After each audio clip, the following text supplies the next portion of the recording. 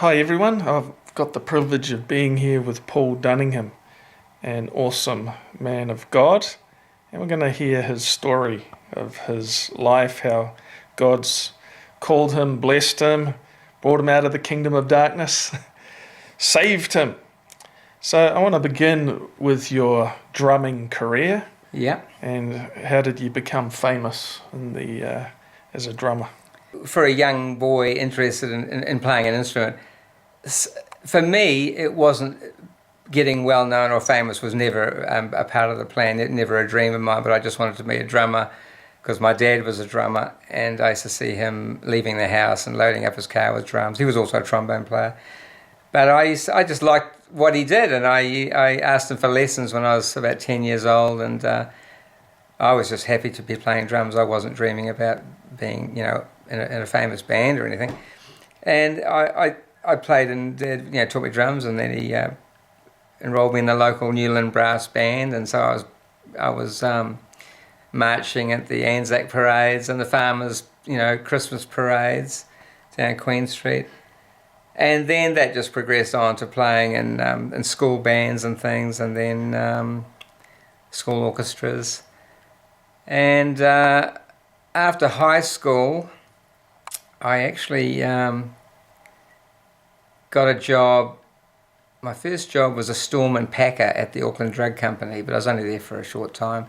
I was always late because I'd lost my license, and so I was catching the bus into town, and I was always 5 minutes late, and they warned me. They said, look, if you're always late, we'll have to replace you. And I said, well, if I catch the earlier bus, I'll be here half an hour or 40 minutes earlier. And I said, I'll be getting my license back soon. But anyway, I continued catching the same bus, and they fired me. But fortunately, or I say fortunately, I don't know if it was, but I got a job in a band playing in a nightclub in Auckland. And so that was the beginning of a series of bands. That was in 1973.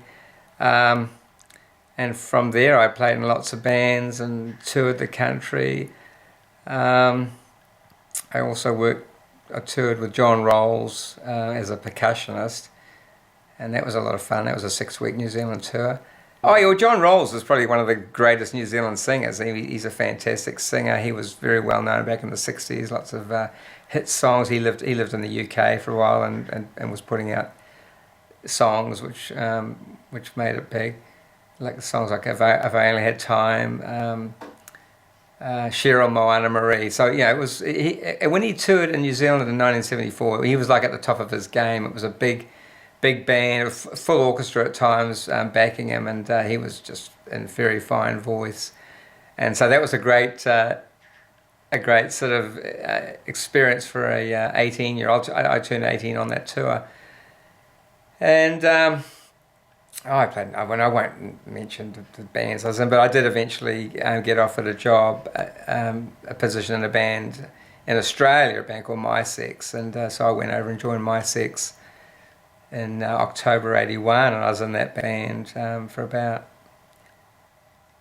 4.5 years until it sort of decided to take a break. But that was fun. I was writing songs and co-writing songs, and we were touring Australia. So in the band days, were you a heathen, or did you have some God influence? When I remember my childhood, I can remember as far back as being 4 years old, and I had lovely parents, and my mum used to have me. I used to say my prayers at night. Gentle Jesus, meek and mild look upon this little child. I can't remember the rest of it, but that was the prayer. And so I was aware of God, and I believed in God as a little boy.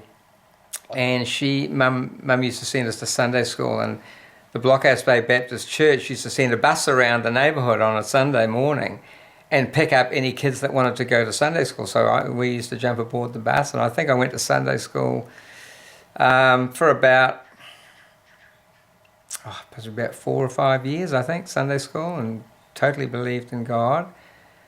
And so as a young boy, I certainly had the feeling that there was a God, and I remember it being on the playground at school and just being aware that, wow, this is a pretty amazing world, and looking up and thinking, wow, God's up there somewhere.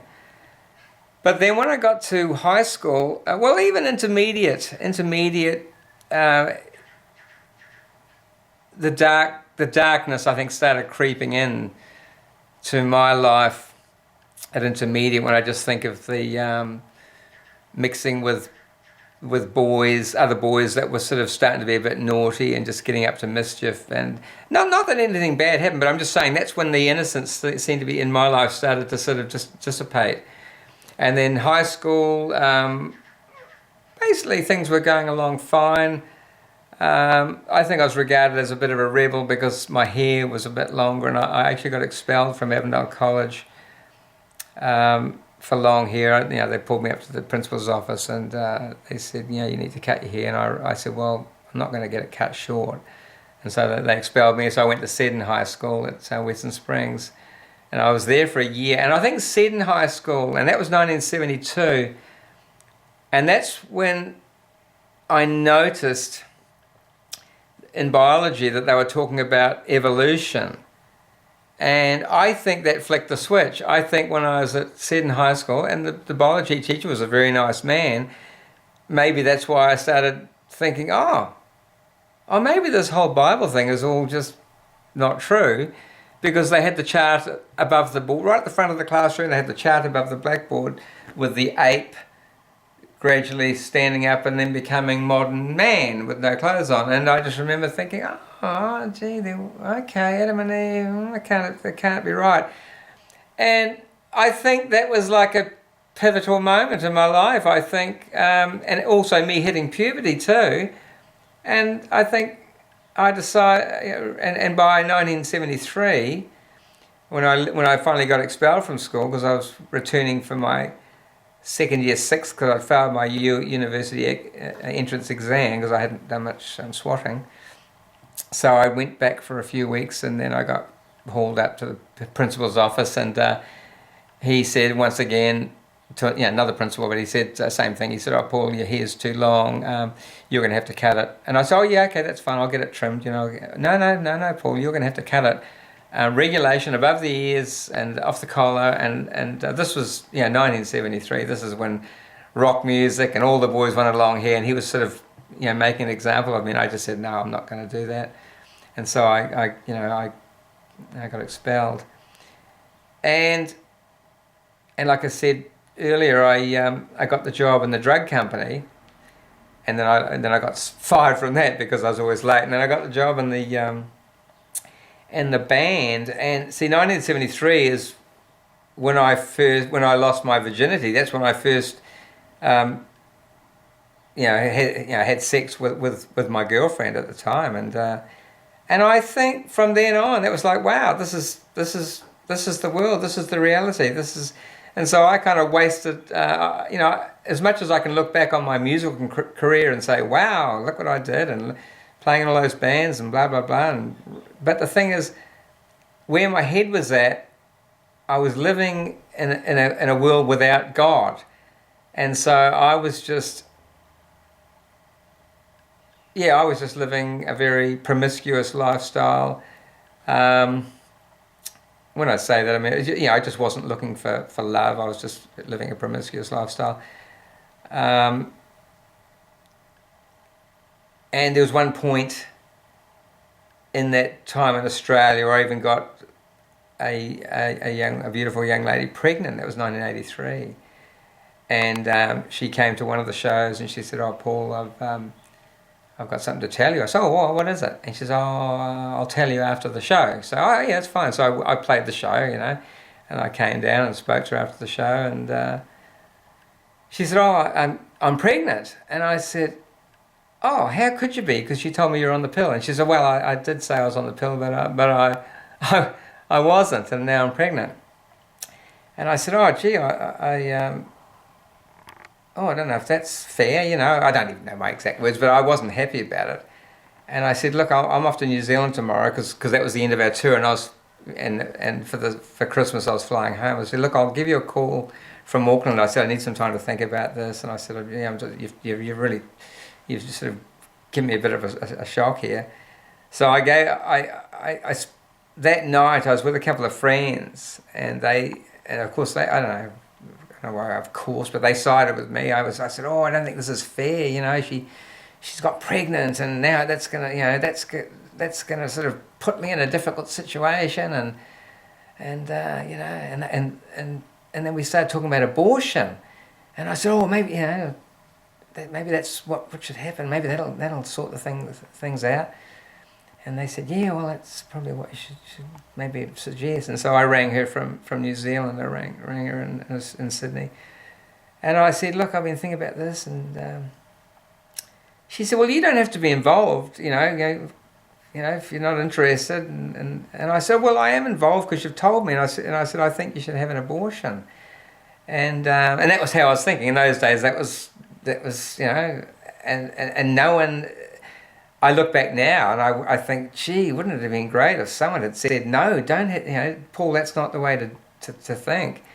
Think this through. But I had no concept that I was talking about another life, a baby being brought into the world. I just knew that I wasn't in my state of mind that I was in, my selfish state of mind, and my career was everything. Oh no, I don't want this to sort of bog me down. And so as far as I know, she went off and had that abortion, and I have not seen her since. Her name was Carol, but I can't remember her surname. But I did ask someone, one of the friends I was with said that she would organise a meeting with this woman and go and talk to her about it, because she was a solo mother herself, and she said, look, I'll go and talk to her about having an abortion. I'll tell her how it can be quite difficult if you're being a solo mother.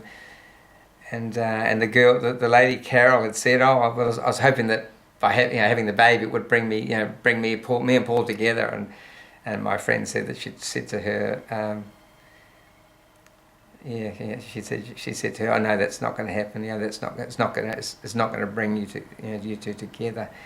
And so, as far as I know, Carol did go off and have the abortion.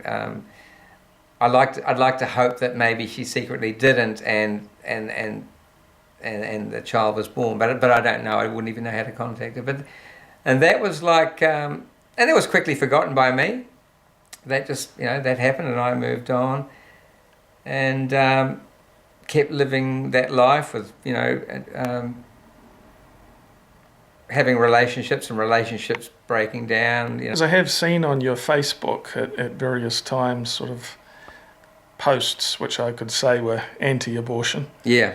So obviously the experiences of your own life have made you really think about this. Yeah. So what kind of message would you give to the world who is still in the state of mind you were in those early days of being this rock drummer? I would say, I wish someone had come up to me and said, Paul, stop what you're doing.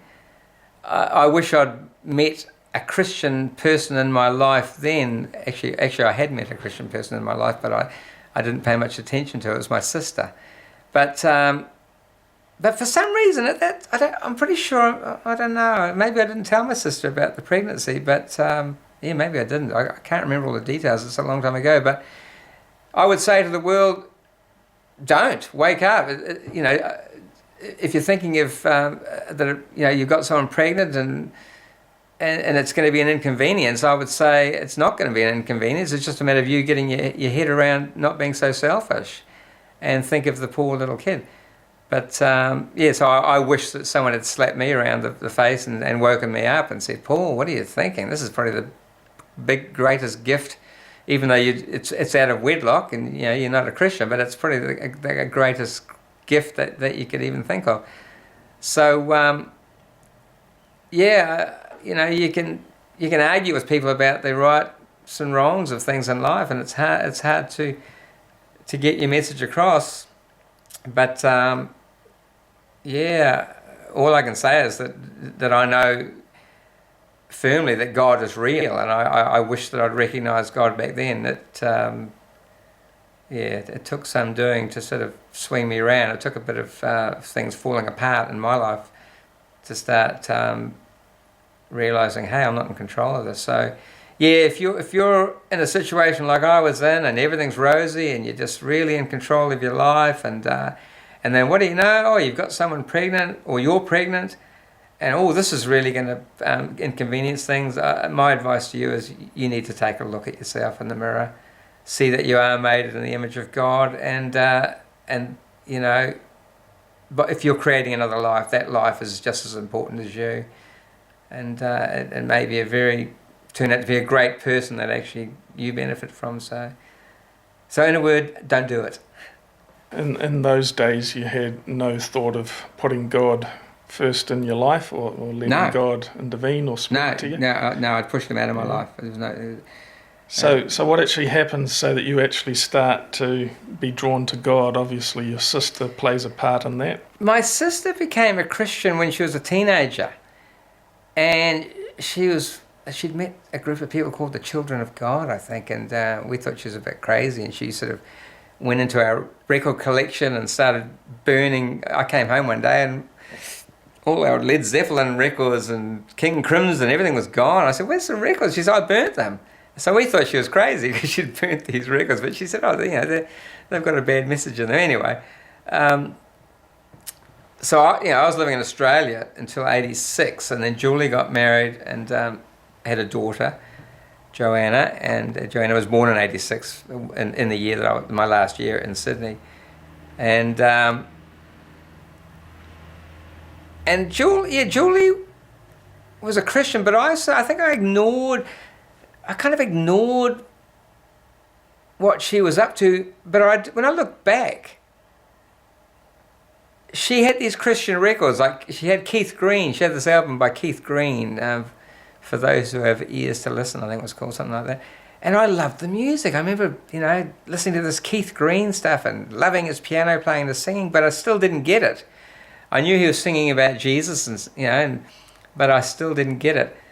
But and so Julie had her own life. She was married, and I had my my relationships, one after the other.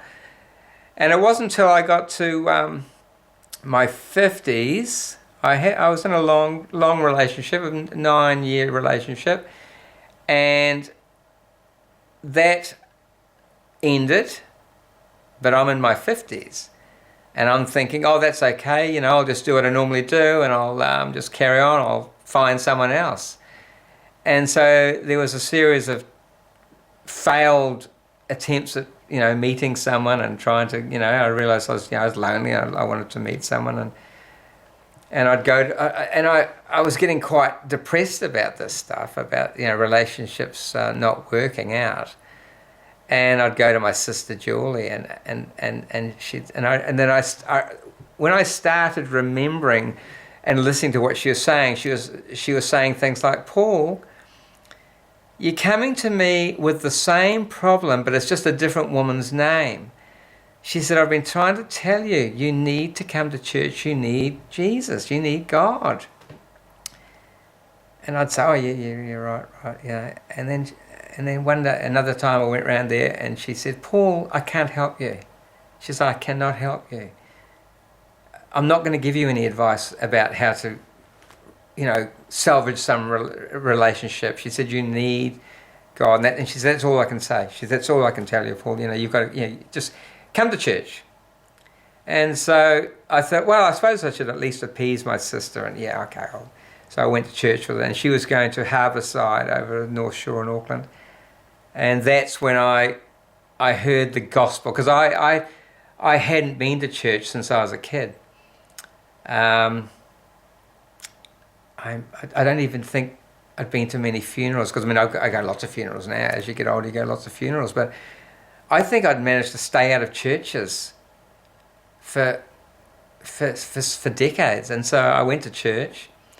And this is the first time I'd heard the gospel. I'd heard Keith Green records, and he was singing about the gospel, but I wasn't getting it. And then a guy called Paul Zayer, who was the worship team leader at Harbourside Church, he was just filling in, I think, and he gave the sermon that day. And when he did the altar call, I didn't even know what an altar call was. I wasn't expecting this. I was thinking I was just going to be standing in the church and listening to this God talk, and then we'd leave and go back to her place and have a cup of tea and a biscuit. But I actually heard the gospel, and I heard the altar call, and he said, if you are at a point in your life where you it's just not working, it's not working, you can't do it, and you realize now that you need Jesus to take over. I mean, I can't remember exact words, but it was an altar call, and I heard it, and he said, if you close, everyone, will pray, and so I closed my eyes, and as he prayed, I think I felt the hands of Jesus on my shoulder. I mean, I felt something. I felt this weight, sort of just a gentle weight on my body. Just I could feel this, and I put my hand up. I put my hand up, and because he said, put your hand up if you want to accept Jesus Christ as your personal Lord and Savior. And so I put my hand up, but I didn't realize that you put your hand up and then you'll put your hand down again. So I just left my hand up. I left my hand up right to the end of the altar call until people came to me. And people came to me, and they sort of touched me, and they said, "Oh, would you like to come?" And I said, "No, it's okay. I'm with my sister." I actually wasn't ready to be talking to strangers, so I just sort of refused their help, pushed them away, so to speak. And then we went back to Julie's house, my sister, and we talked about it. And so that was the 13th of June, 2010. And so that was when my journey started. That's when I realised, and it hit me so hard. I was like, wow, gee, that's really what I needed. That was the beginning. But that was the beginning of a very hard road, because I didn't know what was required of me to become a Christian. I didn't realise how much had to be pruned away. So of course it was a very long battle with Satan, with all the temptation, and and they do say that when when a sinner accepts Christ, that's when the attacks really start. Even though the devil works on you all through your life, when he realizes that you're actually fighting your way out, that's when he really starts ramping things up. And so there was a battle with pornography, and I think a lot of people have experienced that. That's where the devil really gets a person.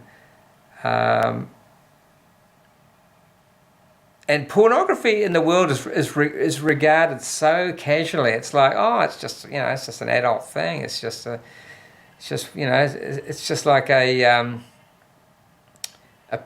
one of the luxuries and freedoms of the secular world.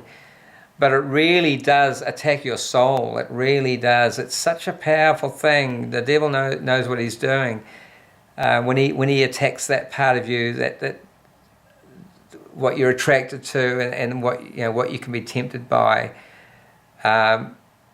Pornography is just it was such a powerful thing. It was very hard for me to break it out of my life, but I eventually did. And I remember going out into my backyard and burning things. I lit a fire and was burning pornographic tapes, and I threw out all my pornographic books in the paper collection. Then I realised, I shouldn't have done that because someone might find them, and they might get hooked into it, So I sort of had this. I burnt everything, and then I just went through a period. I mean, we still go through that period of time where you've got to take every thought captive.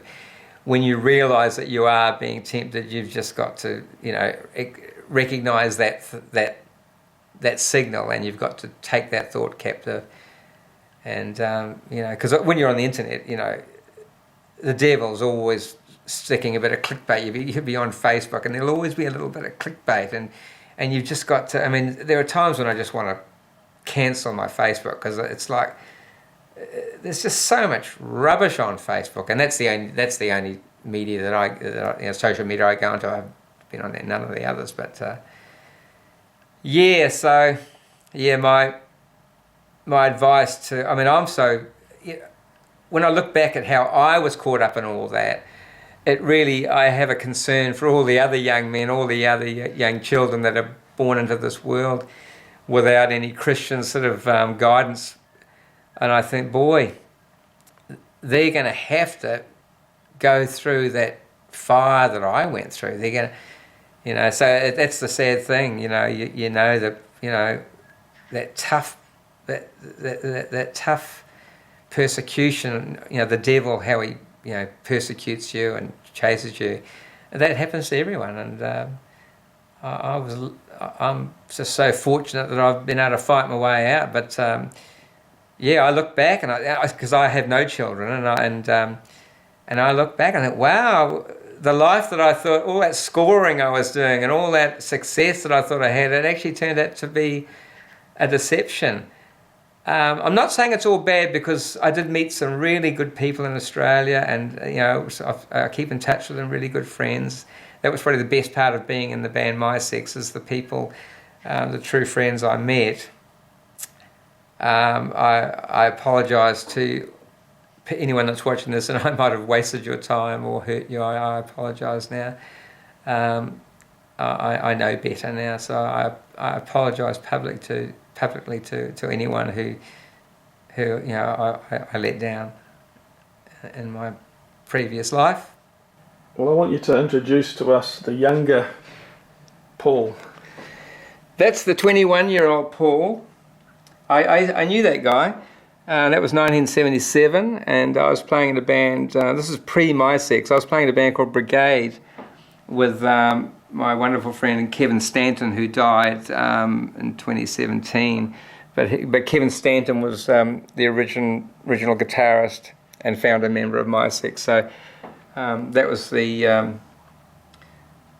of the lead up to being in My Sex. I ended up playing in My Sex because of my experience with Kevin Stanton. So that young Paul Dunningham, he was so blessed. He was healthy, talented, and he didn't realise that he owed all that to God. So that's what I tell my younger self: don't be so cocky. Don't take all the credit for your looks and your talent, because it's all given to you by God. Please explain to me what's this photo? Well, that's sitting out on Beach Road in Auckland City, outside the Station Hotel, or the new Station Hotel.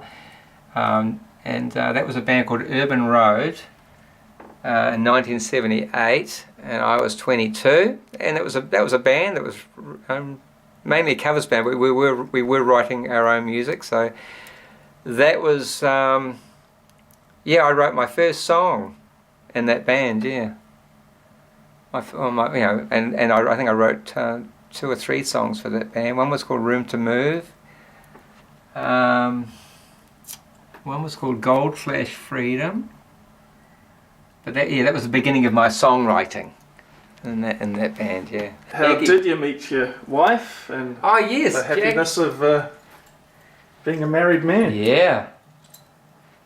Jackie. Well, I met Jackie at Waitakere College in the staff room, because I was teaching drums. I was working there as a drum teacher, and she was relieving. She was getting relieving work there, and I just saw this lovely lady in the staff room, and I remember going to my sister, because I'd always go to my sister Julie that I'd talk about. She passed away in 2020, but. I'd always go to Julie to find out what she thought about what was going on in my life, and so I remember I'd always visit Julie, because I was still teaching at schools on the shore too, where Julie was. I'd pop in and see Julie after teaching, and I said to Julie, I think God's going to find me a woman. I said, because I've just seen this lovely lady in the staff room at Waitakere College, but I may not ever see her again, but I just get the feeling that it's not all is lost, and he may have a woman for me. And so anyway, she a week later I saw her at the staff room, so I made a point of going up and introducing myself. And I think actually what actually happened, I must be honest about it. I waited until she was walking to the kitchen area to empty her cup and wash her cup, and so that's exactly the same time that I went up to the kitchen and emptied and washed out my cup, and that's how I started talking. So, and then I actually invited her to when My Sex was playing in Auckland, and I gave her a ticket to the show, and she came along to the show, and then we started our courtship, and we got married 6 months later. So 6 months after meeting Jackie, we got married. And that's the way it should be. Because Jackie wasn't a Christian when I met her. And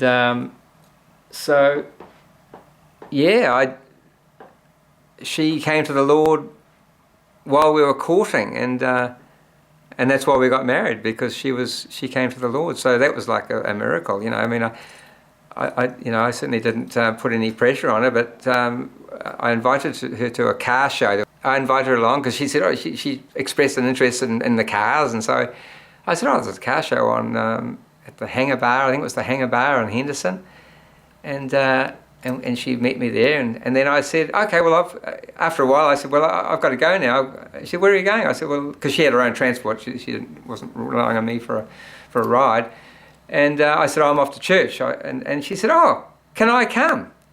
And it was, so that was a nice surprise. I said, well, of course you can. And so she came to church with me, and then that was the beginning of Jackie's journey too. And with no pressure from me, Jackie has become a very powerful Christian woman, and exactly what I need. And there are times when I still fall into maybe a little get a bit down, and she reminds me to get my head in the Bible and stop watching stuff on the internet and the 6 o'clock news, and get back into the Bible, and so yeah, she's a good balance. Yeah. It was the 13th of June 2010. That's when I asked Jesus to be my personal Lord and Saviour, and so I had to spend quite a bit of time actually, fighting the devil too.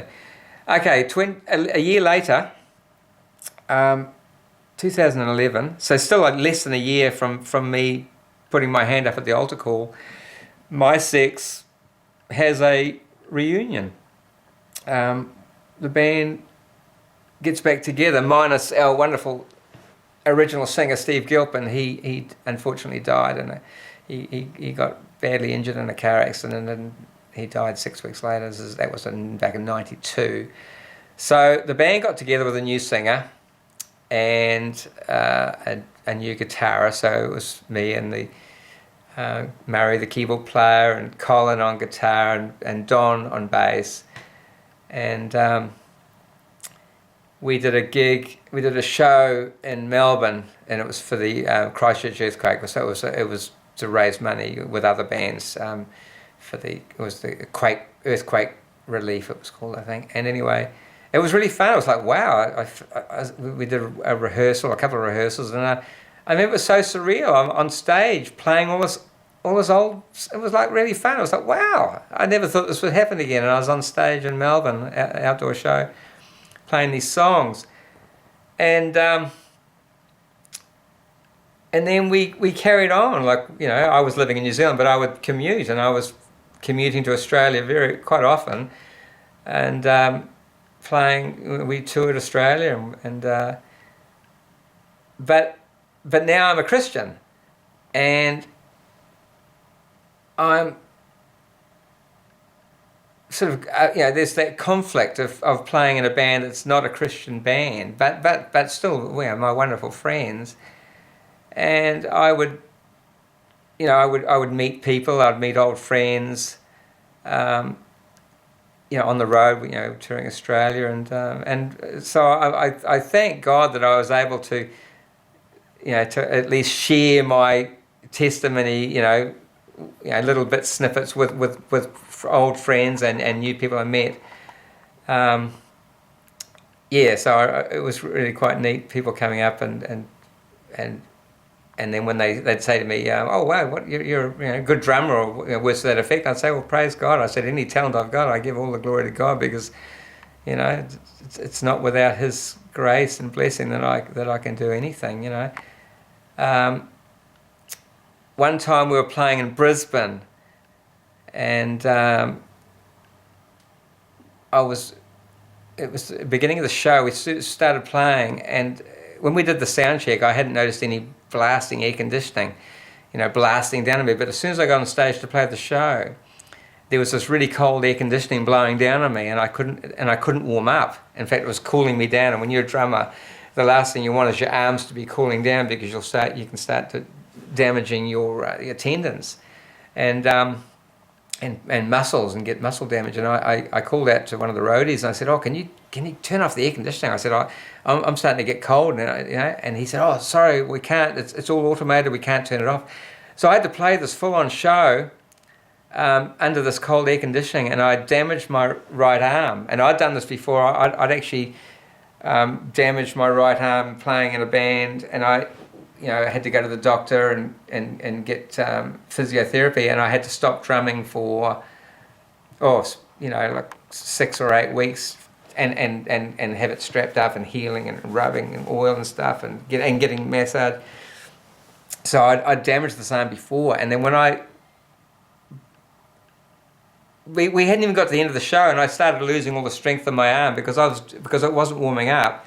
I was actually damaging the muscle and the tendons and things, and it got to the point where I couldn't even hold the drumstick, and I knew that I'd damaged my arm. I thought, oh no, and so I sort of finished off the show, mainly playing with my left arm, hitting the odd cymbal with my right, but I didn't have the strength to hold the stick, and that was really worrying. And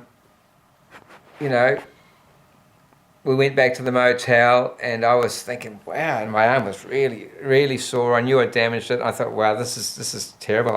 I may not be able to finish this tour. And so I had a room on my own. Quite often I would be sharing with one of the other members, and I had a room on my own. And when I woke up in the morning, I checked my arm. No, my arm was still sore. I knew it was up. I knew that I'd actually really, because I'd had tennis elbow before, and I knew that I'd really damaged the tendons and muscles in my lower arm.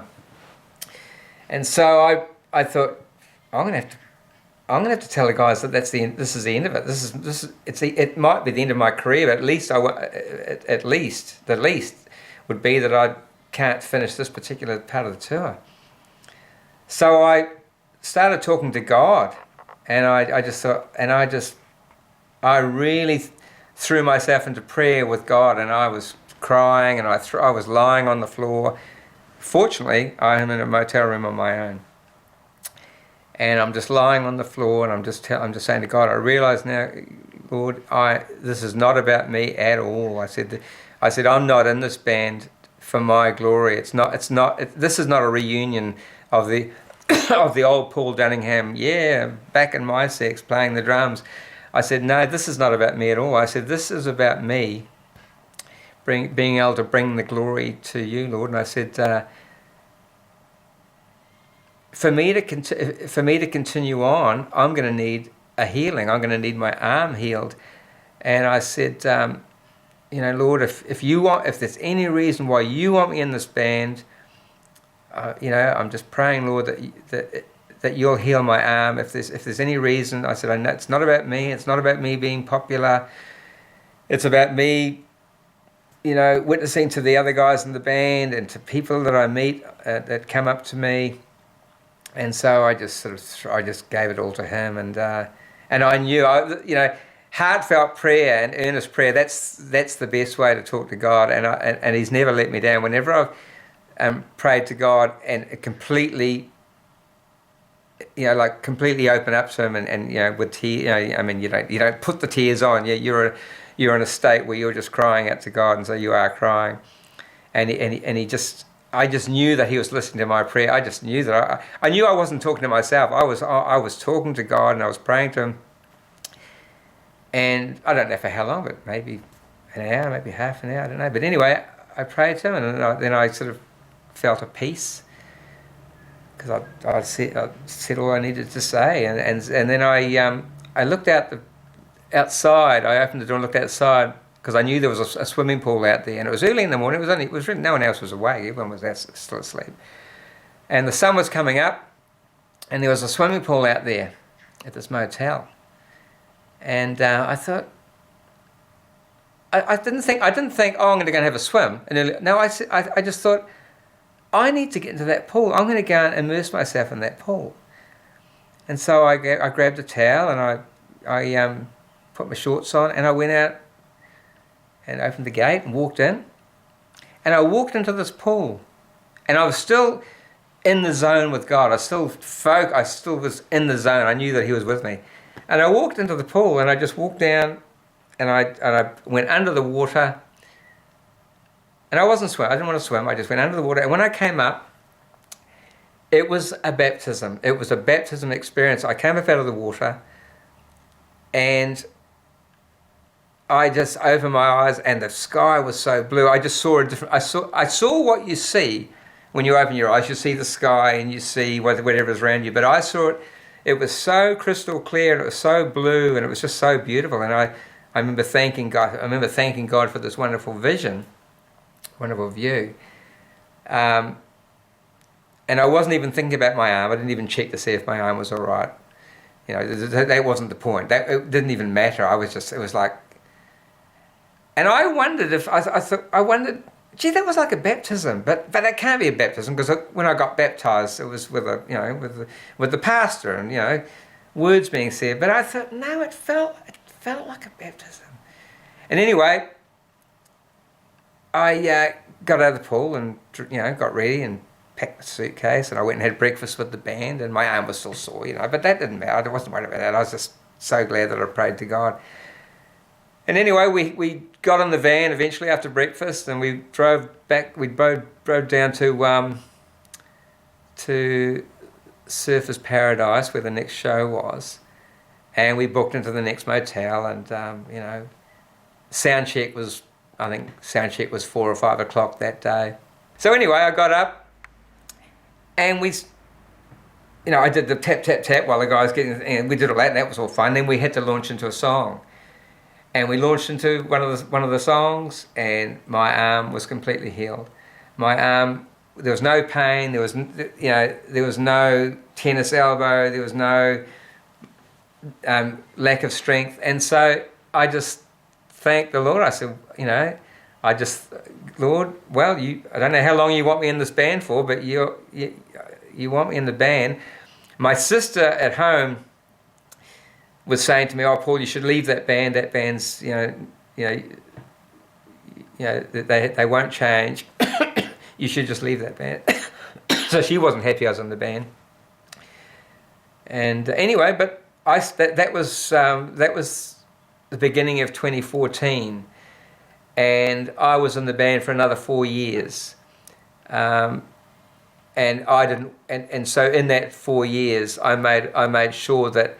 I did give the glory to God, and when people came up and spoke to me, I always made it clear to them that I gave the glory to God. Whenever they said, "Oh, you're a great drummer," or they really enjoyed the show, I'd always say, "All glory to God, praise God," and I'd often wear like I'm wearing today. I'm wearing my little Crucifix T-shirt, which I bought in Melbourne. I remember going to a shop. It was like a second-hand groovy boutique in Melbourne, and they had lots of T-shirts. I remember I was looking for I went up to the lady at the counter. I said, "Look, have you got any T-shirts with a cross on the front or a Christian message?" She said, "Oh, no, I'd know if we had anything like that." She said, No, sorry, we haven't." I said, "Oh, that's okay." So I just kept looking through, and I found this on the rack. I asked the lady if there was any T-shirts with crosses on, and she said no, there definitely wasn't. And I found that on the rack, and I went back, and she was quite surprised that I'd found this T-shirt with a crucifix on it. So I often wore this when I was touring. Maybe people didn't even notice it, but maybe some did.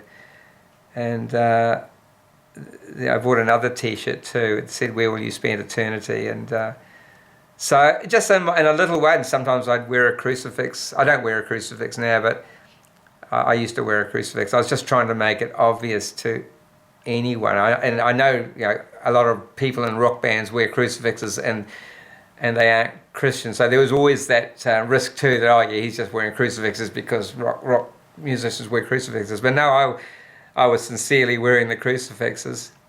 I think it's really important now that I spend my life, as much as it's a real battle, I've got so many wonderful friends who are not Christians, and I feel like a real failure when it comes to witnessing to them and trying to bring them to the Lord, but I know not to feel that way, because I know it's only God that actually converts people and gives them a new heart. So I won't feel disillusioned, I won't feel discouraged.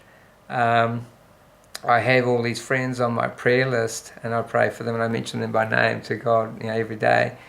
And I'll continue trying to, I can't convince them that God's real. I know God's real, and I can guarantee them that God is real, but it's just really hard to even broach the subject sometimes. And so a lot of you Christian people out there will know what I mean.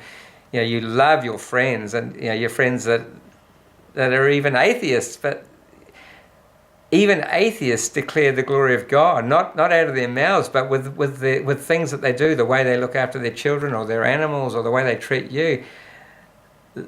Even though they don't believe in God, that declares the glory of God. So I see that goodness in them, and I just know that, boy, if one day they just got the revelation, I think they'd be so happy to find that that God has always been in their lives. Yeah, I think that's so true. God is always watching us. He's with us. He has a plan and a purpose.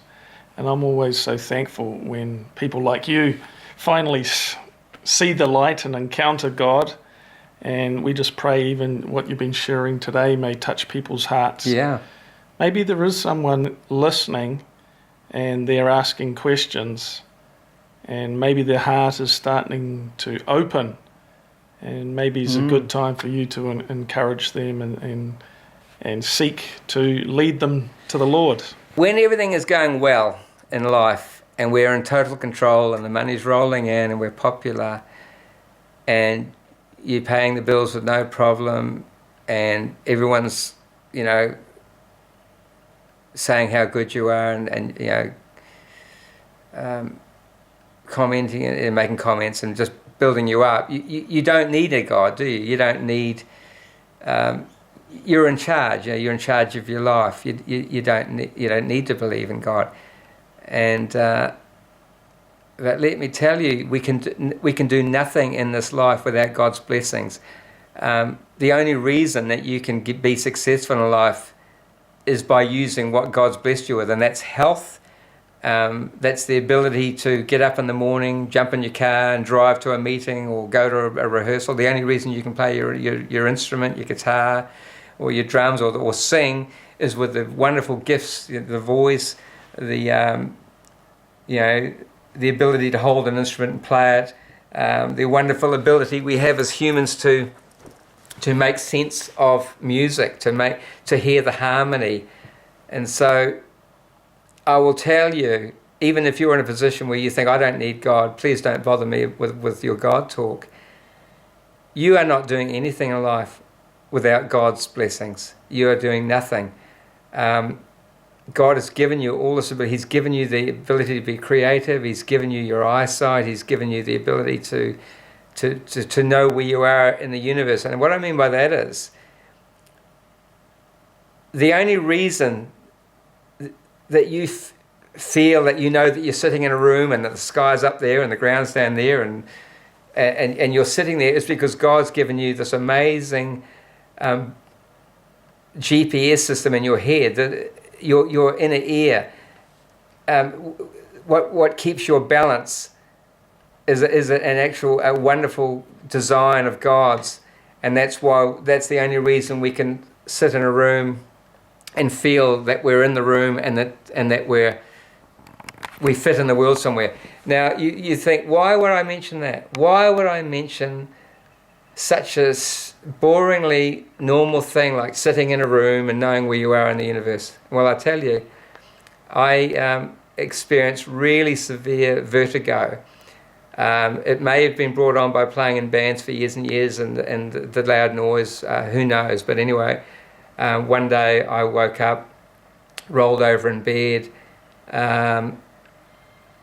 and suddenly my world was just in a chaotic turmoil. The world was spinning, the room was spinning. Now, remember, I'm lying in bed doing nothing, but the world around me is spinning because something had moved in my head, something had moved in my inner ear. Apparently, a doctor, nice American doctor, told me at a hospital, because I went to emergency, and she said that these little crystals had broken loose in in a little circle, in a little sort of rings in the air, and they'd broken loose and were rolling around, and they were sending conflicting messages to the brain. So that's why I didn't know whether I was lying. Like when you're having a serious vertigo attack, you don't, even if you're lying down, you don't know you're lying down. You've got no sense of where you are. So that's how I know how brilliant it is to feel that everything's fine and you've got your balance. It's because God has designed all these things.